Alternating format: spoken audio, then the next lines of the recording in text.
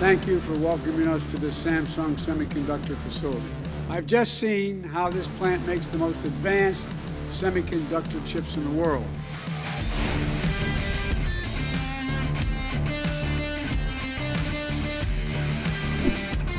Thank you. You're welcome.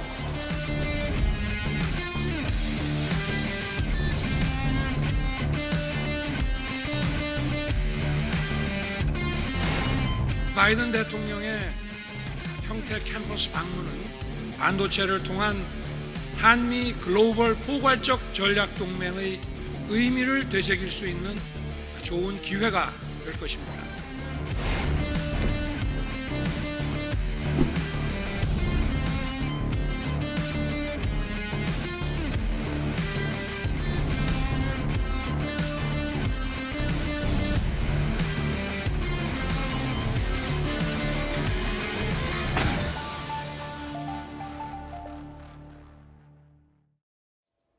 네, 오늘 토요일 뉴스탑10은 조금 전 끝난 이 한미 정상회담 소식을 집중적으로 다루어 보겠습니다.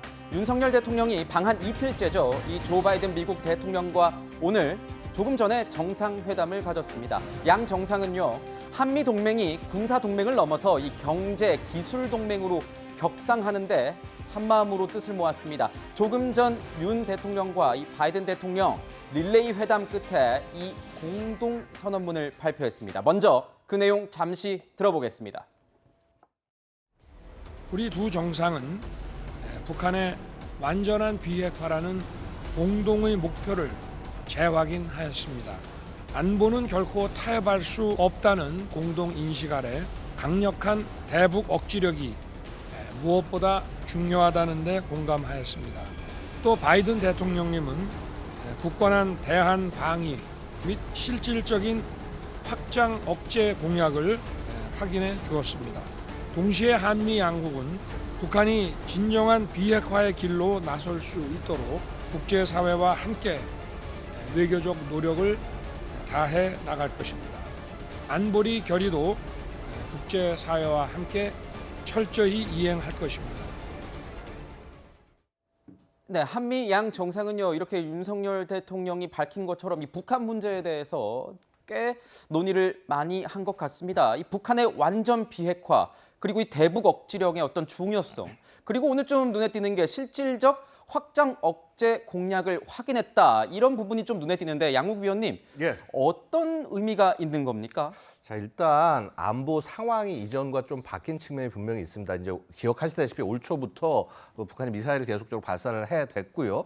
그다음에 이제 소위 7차 핵실험이 눈앞에 있는 것이 아닌가 예측이 되는 상황입니다. 즉 뭐냐면 북한의 핵 위협 자체가 이제 대한민국 안에 곧바로 핵폭탄을 떨굴 수 있는 그런 상태로 진전을 해간다. 특히나 이제 북한이 선제 타격을 얘기하는 핵을 가지고 선제 타격을 얘기하는 상황이 됐고요. 자, 그런데 여태까지 우리 그 한미 동맹, 특히 확장 억제 차원에서 보면요. 대한민국을 지켜줄 핵무기는 전부 대한민국 역외에 있습니다. 밖에 있다. 밖에 있습니다. 그 말은 뭐냐 하면은 자, 과연 이렇게 어떤 상황이 나왔는데 자, 핵으로 대한민국을 지켜줘야 되는데 미국이 지켜줘야 되는 핵우산을 제공하는 국가가 30개 국가예요. 그럼 그중에서 대한민국이 그 제일 먼저가 될 수가 있겠느냐, 어떤 이제 이런 질문도 있고, 그러다 보니까 국내에서도 지금 어떤 얘기가 나오냐면 야, 우리도 핵 개발해야 되는 거 아니냐, 이런 얘기까지, 여론이 뭐 한 70% 정도가 찬성을 한다, 뭐 그런 조사도 있는 것 같은데, 자, 그런 얘기까지 나오고 있는 상황입니다. 결국은 한미 안보에 있어서 이 핵에 대한 문제를 얼만큼 이렇게 국민에게 안심을 시켜줄 수 있을 것이냐, 이것이 양국의 안보 동맹에서 굉장히 중요한 이슈가 되어가고 있다라고 말씀을 드릴 수가 있고요. 자, 그런 면에서 뭐 여러 가지 얘기들을 많이 합니다. 대표적으로는 지금 이제 우리 아까 얘기한 것이 이제 전략자산 전개를 얘기하고 있는데요. 사실 지금까지 전개라고 하는 것은 뭐냐면요, 일이 있을 때마다 뭔가 찾아오는, 어찌 보면 약간 사후 약반문처럼 보여질 수도 있는 그런 조치인데, 여기에 있는 미군 기지에서 이렇게 날라오는 뭐 이렇게 비행기, 폭격기 이런 거 예. 말씀하시는 거죠? 맞습니다. 그래서 그런 식의 접근이 되는 것은 아무래도 좀 한계가 있지 않겠나. 결국은 궁극적으로는 이런 전략 자산이 순환 배치되는 정도의 수준까지 가야 되는 상황이 될지도 모릅니다. 혹은 정말 최악의 경우가 된다면은 예를 들어서 전술핵 재배치라든가 아니면은 예를 들어서 핵 공유 같은 그런 굉장히 높은 차원의 단계까지 얘기를 가야 된다. 근데 사실 그렇게 가는 게 한꺼번에 가는 건 불가능하고요. 지금 이 접근이 굉장히 맞습니다. 자, 경제, 기술, 안보 동맹에서 이 동맹이 심화가 되면 될수록 지켜야 될 것이 더 많기 때문에 네. 당연히 그러한 것들을 더 확장이 될 수 있는 거고요. 자, 그런 측면에서 현 정부가 소위 경제 안보라고 하는 것들을 내세우고 특히 뭐 삼성에서 시작을 하면서 들어간 이런 부분들을 대한민국이 가진 가치, 그 미국이 대한민국과 친해져야 되는 이유, 이것을 굉장히 잘 역설한 것이 아닌가 이렇게 생각이 됩니다. 결국 이 북한 문제도 이 동맹의 격상과 관련된 내용과 다 연관이 돼 있다 이런 말씀이신데 공동선언문의 또 다른 내용을 저희가 준비했습니다. 함께 들어보시죠. 국제 질서 변화에 따른 시장 충격에도 한미 양국이 함께 적극 대응해 나가기로 하였습니다. 그 첫걸음으로 대통령실 간의 경제 안보 대화를 신설하여 공급망과 첨단 과학기술 등 경제 안보 분야에서 양국이 수시로 소통하고 협력해 나가기로 하였습니다. 한미 양국은 규범에 기반한 인태지역 질서를 함께 구축해 나갈 것입니다. 그 첫걸음은 인태경제 프레임워크 참여입니다. 우리의 영내 기여와 역할을 확대하기 위한 전략도 만들어 나갈 것입니다. 네, 지금 윤석열 대통령의 이 공동선언문 발표하시는 내용 봤는데요. 이 경제안보 대화 신설한다. 그리고 인도태평양, 인태, 줄여서 인태라고 하죠. 인도태평양 경제 프레임워크, 영어로 IPEF인데 이 참여도 거론을 했습니다.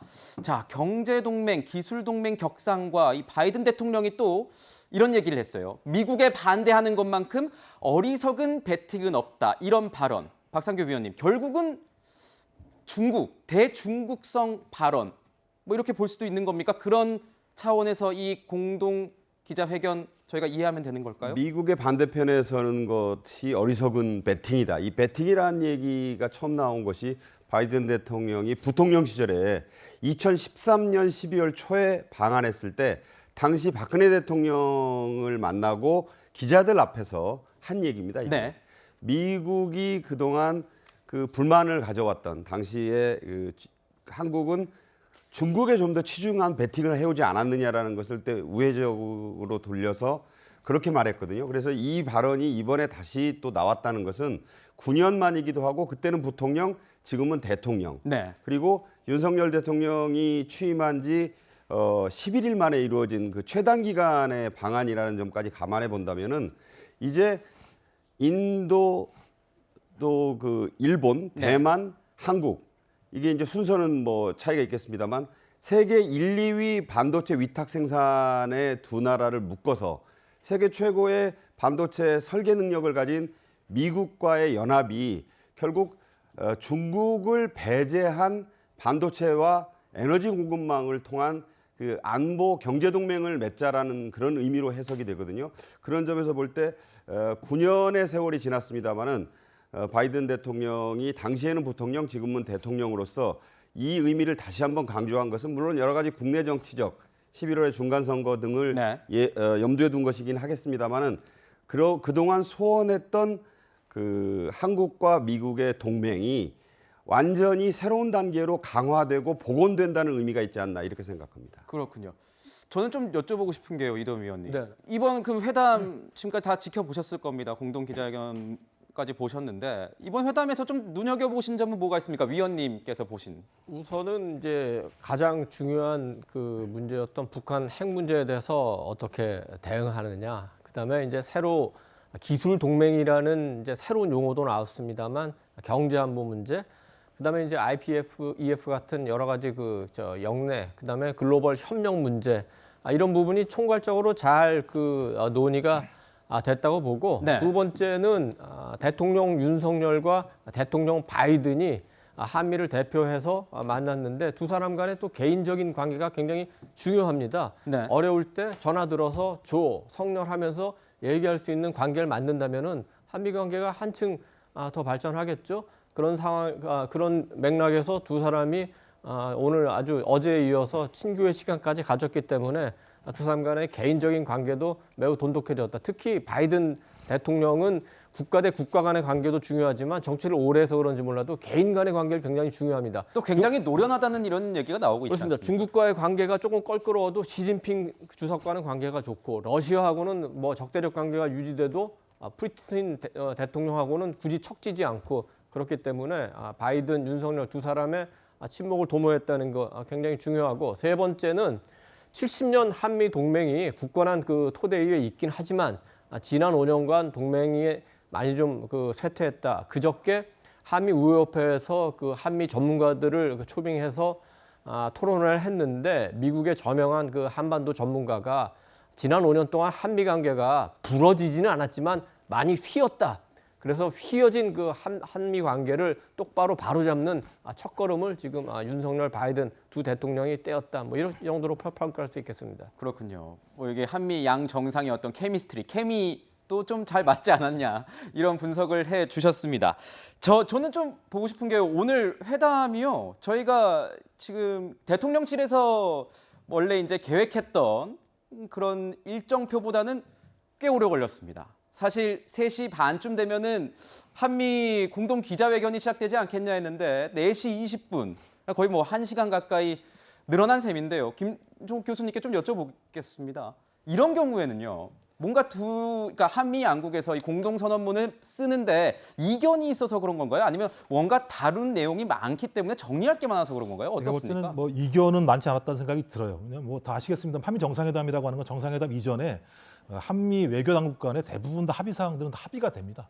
그런데 쟁점이라고 얘기할 수 있다면 아마 이미 언론상에 그 쟁점들이 불거져 나왔을 것 같은데 쟁점들이 불거져 나오지 않았기 때문에 네. 제가 볼 때 현안 자체가 많아서 그 부분들을 정리하는 과정에서 좀 시간이 걸렸다는 생각이 드는 것이고요. 또 하나는 이제 윤석열 정부가 등장한 지 10일밖에 안 됐기 때문에 실제로 좀 외교부가 계속 유지는 됩니다만 쟁점에 대한 정리 같은 경우도 제가 볼 때는 쉽지 않았다는 측면들이 있어서 그런 것들이 복합적으로 어떤 결합이 되면서 시간이 뭐 늘어난 건데 저는 시간이 늘어났다고 해서 나쁜 건 아니라는 생각이 들어요. 네. 오히려 서로 간에 많은 얘기들을 주고받았다라고 하는 것들은 그만큼 신뢰를 또 담보할 수 있는 측면들이 있기 때문에 저는 저것들이 어떤 의미인지는 뭐 나중에 좀 해석을 해봐야겠습니다만, 근데 저보다 가장 중요한 쟁점들은 뭐냐면 이번과 관련해서 이제 새로운 이제 미중 신냉전 구도의 분기점에 와 있다라고 네. 하는 것들을 좀 확인할 수 있다는 측면들이 분명히 보이는 거거든요. 그러니까 좋은 점에서는 소위 군사 안보 동맹에서 경제 기술 동맹으로 발전했다는 측면이 분명히 있습니다만, 또 하나는 미국의 인도 태평양 전략이라고 하는 측면들이 구체화되는 과정에서 네. 한국에게 어떤 길을 갈 것인가에 대한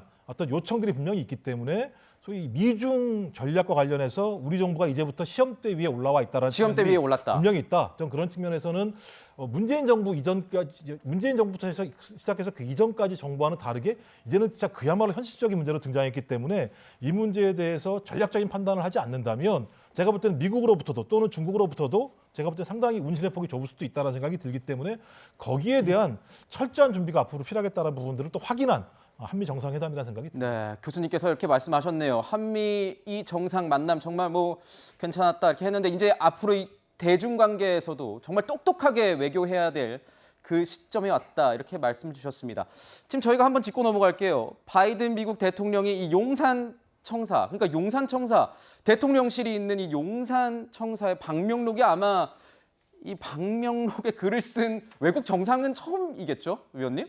거기에 이제 한국의 환대와 동맹에 감사드린다 이렇게 하고 바이든 대통령의 서명을 넣었는데요. 위원님, 네네. 어떻게 보십니까?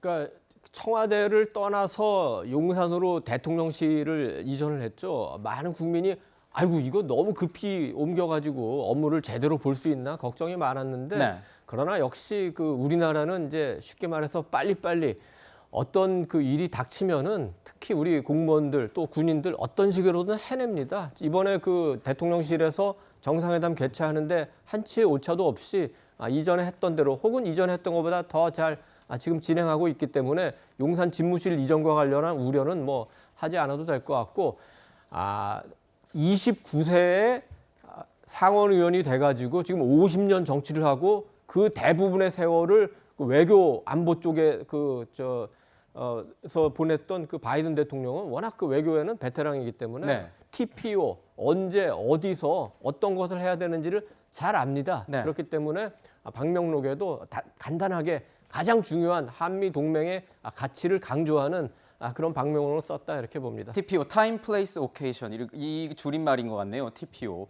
무슨 얘기를 해야 될지를 아는 사람인 것 같아. 그만큼 뭐 노련한 정치인의 모습이 보인다 이런 얘기가 어제 이후 이 대통령실에서 나오는 바이든 대통령에 대한 어떤 평가 중에 하나인 것 같습니다. 저희가 좀 준비해봤습니다. 한미 정상회담의 핵심 의제는 이 세 개였습니다. 지금까지 이제 계속 얘기를 나눈 내용이었습니다. 맨 처음에 들었던 내용이 북핵 대응이었고, 경제 안보, 아마 영내 협력, 박상규 위원님. 이 영내 협력이라는 게 결국은 중국과의 관계에서 이 동아시아 지역 내에서 중국과의 관계를 인도 태평양 전략 이런 걸 염두에 둔 논의였을까요? 앞서 말씀드린 대로 2013년 그 부통령 시절에도 했던 얘기처럼 중국에 치중되고 그쪽에 배팅, 이게 이제 배팅이 도박 용어긴 합니다만은 돈과 함께 어떤 나라의 명운을 건다 이런 뜻도 통하는 것인데, 그런 점에 그 불만을 나타냈던 것이 이번에 협력 관계가 지금 우크라이나 전쟁이 장기화되면서 네. 미국 경제가 지금 연이어 지금 나스닥 다우가 좀 폭락하면서 뭐 이 아주 그 인플레와 스태그플레이션 우려까지 고조되는 아주 어려운 상황이거든요. 11월 중간 선거에서 반드시 이 안정적인 그 의석을 확보해야 되는 바이든 대통령으로서는 어제 잠깐 얘기가 나왔지만 삼성 평택 공장 갔을 때도 미국인 보고 투표하는 거 잊지 마라. 그 투표가 바로 11월 중간 선거거든요.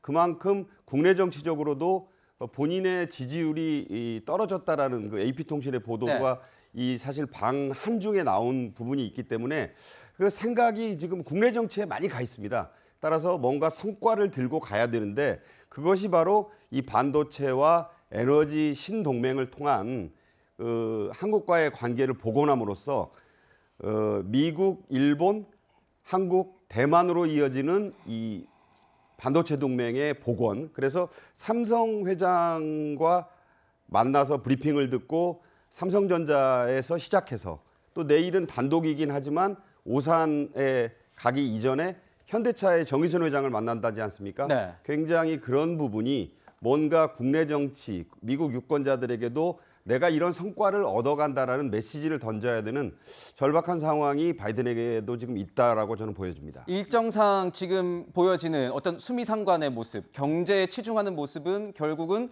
바이든 대통령이 이 중간 선거를 앞두고 11월에 중간 선거를 앞두고 어떤 미국 국내에 던지는 메시지 이런 영향이 더 클 것이다 이런 얘기를 주셨는데 양호 위원님께 한번 여쭤볼게요. 예. 위원님, 근데 저희가 생각했을 때도 그런 거였어요. 경제 안보 얘기를 더 많이 하지 않겠느냐 했는데 오늘 의외로 북핵 등 관련된 내용이 좀 많이 언급이 된 것 같다는 느낌이 들어요. 기본적으로 이제 이 부분은 우리가 굉장히 강하게 요청을 했던 내용들이고 네. 그런 부분들을 잘 담아냈다고 생각을 합니다. 근데 이제 사실 저거는요 한 묶음이라고 보셔야 돼요. 한 묶음이다. 네. 이게 왜냐면 떨어지지 않은 것이요.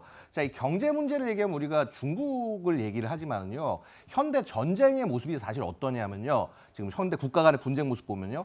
당장 사드 기억나시죠, 그렇죠? 사드 때 보면 중국이 우리를 어떻게 공격했나요? 뭐 군사적 무기를 동원해서 공격한 것이 아니라 경제적 수단을 통해서 다른 나라를 압박을 하고 그래서 자신들이 정치적으로 원하는 것을 얻어내거나 딴 나라를 괴롭히는 것들이 이제 대부분 방법입니다. 네. 소위 이런 것들 우리가 회색지대 분쟁이라고 하는데요. 결국은 이런 것에 대응하기 위해서는 양국이 같이 움직일 필요가 있다. 즉 마치 핵에서 같이 대응을 하듯이 경제 부분에 있어서 같이 대응을 해서 대통령실 단계에서 가장 높은 단계에서 지휘 통제부터 이런 것들을 해 나갈 때 네. 그때 대응해 나갈 수 있다는 것이고 사실 이렇습니다. 이거 인도 태평양 경제 프레임워크라는 것 자체가요. 사실 이게 미국이 신냉전을 준비하는 전략입니다. 이게 보면은 그런 성격이 좀 있지 않습니까? 중국의 봉쇄 전략이다. 뭐 이런 얘기. 예, 맞습니다. 우리 냉전 시절에 보면요. 코콤을 통해서 공산권 수출을 제한을 하면서 일종의 자유주의 그 세계들의 공급망을 지켜가듯이요. 마찬가지로 이렇게 미국 중심의 공급망을 구성을 하면서 여기에 소위 민주주의 국가들 이런 나라들끼리 잘 모여서 만들어낸다. 이게 기본적으로 어떻게 보면 영내 협력이기도 하지만은요. 이게 경제 안보가 되고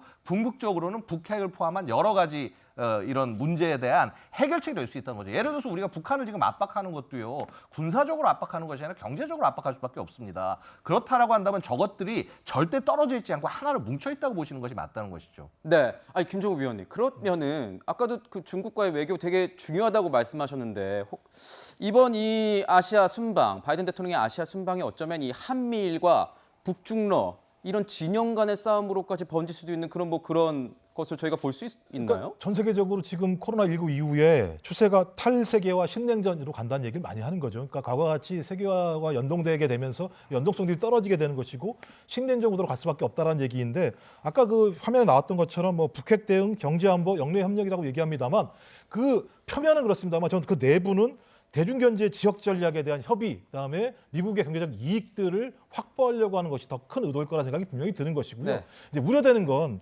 이제 왕이 외교부장이 얘기한 게 뭐냐면 중국의 거대한 시장을 언급을 했죠. 중국의 거대한 시장을 언급하면서 한국에게 압력을 넣는 거죠. 한국이 예를 들면 중국과 다른 길을 간다면 거대한 시장을 통해서 압박할 수 있다는 것 하나하고 네. 두 번째는 또 뭐 얘기했냐면 공급망 차단의 부정적인 경향에 반대한다는 얘기를 했었어요. 그렇다면 이 얘기 뭐냐면 한국이 계속 미국에 끌려간다면 그 구도에 들어간다면 거기에 대해서는 거기에 해당하는 나름대로의 어떤 제재 조치들을 취할 수밖에 없다라는 얘기를 한 측면이 있어서 제가 아까도 말씀드렸습니다만 한국 같은 경우 한미동맹을 벌일 수 없는 상황 아니겠습니까? 그런 상황이기 때문에 소위 중국과의 거리가 멀어질 때 이것들을 어떻게 예를 들면 외교적으로 잘 해소할 것인가가 우리 정부에게 부여된 상당히 중요한 문제가 분명히 있다. 근데 여기에 대한 해결책이 없었을 때 제가 볼 때는 말씀하신 쿼드를 통해서 소위 안보 군사 문제, 그다음에 IPA를 통해서 경제 문제, 이 두 가지 압력 속에서 인도태평양에서 중국을 포위하는데